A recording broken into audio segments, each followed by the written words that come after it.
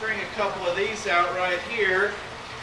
Most of you probably recognize the orchid and the bromeliad. And they're not a true, I guess you could say, terrestrial plant. They don't grow in soil like our other house plants do. They are what is called an epiphyte. So they don't grow in traditional soil. So when we go to pot those, you need an orchid mix, or, you know, this will be for any type of epiphyte. It's not real fine like potting soil. It's real chunky, and it has bits of charcoal and little stones and bark. So it absorbs some water when you water it, but it doesn't ever hold moisture like that. And one of the biggest things people ask me about, especially on the orchids, and I guess I could have found a little better one, but there's this big white furry root right there. People worry when they see these roots out on top of the soil. Well, where they grow like that, that's natural. Those big white roots can actually take moisture from the humidity of the air. So just because I see some roots up on top doesn't necessarily mean it needs repotted. I am going to repot this orchid just to get it into an orchid pot is what we call these. We have different sizes, but you'll see the sides have holes in them. You'll get roots that come out through there, and air and humidity can go in and out through it a little bit better.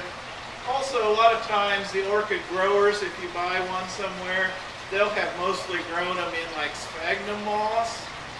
Well, if you have a set up watering system and everything a greenhouse would have, you can do that. It's very difficult to maintain them in this for the person at home. They'll do a lot better in the orchid mix. So I'm just going to gently, without disturbing too much root, take off a lot of this sphagnum moss. And ideally I'd do this after it finished blooming. I didn't have any that were finished. This is kind of their natural time to start blooming.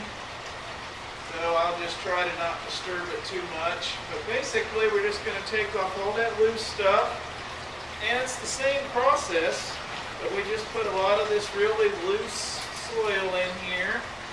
And then the orchid, we want again that same crown just to be a little below the surface. And then we'll go in with, around it again with this coarse potting mix. And the same would hold true if you wanted to repot that bromeliad. And a lot of times these pots aren't the most beautiful pots, and if we want to put them in a nice pot, we can do that. And you can use a pencil, or if your finger's small enough, to just kind of go around the edge and tuck some of that down in there.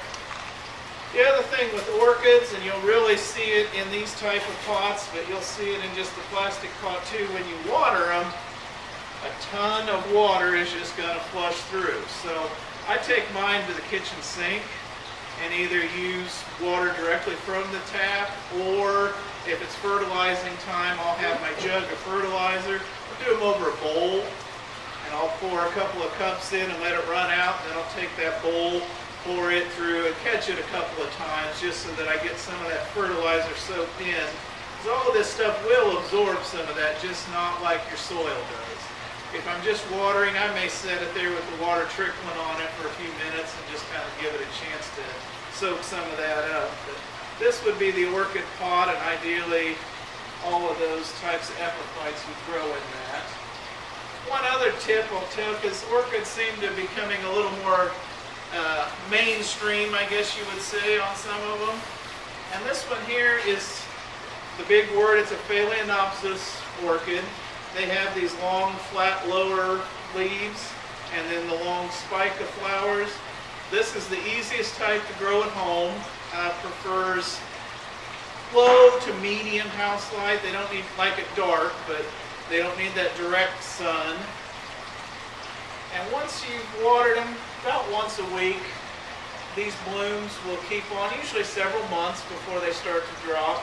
But when this is all finished blooming, if you go back, and you can come up and look afterwards, but right before the flowering starts, there is a little scale on this stem right here. When this is completely done, if I cut that right above that little joint, Usually they'll go ahead and put out another flower stalk and bloom again, and that will last for several months again. So by doing that, you can get 4 to 6 months of flowering out of them. They only usually cycle through once a year, but that's almost half the year then you'd have the flower.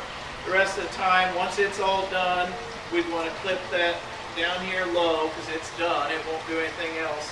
It'll grow as a house plant till about this time next year, and then you'll see, usually the second year, you'll get a couple of spikes starting up on there on them. So pretty easy to grow. I fertilize mine probably every other week when at home when I'm doing that. Water them about once a week. If it's really, really dry in the house, you might give them a second watering. But generally about once a week's it because of their ability to take so much from the air.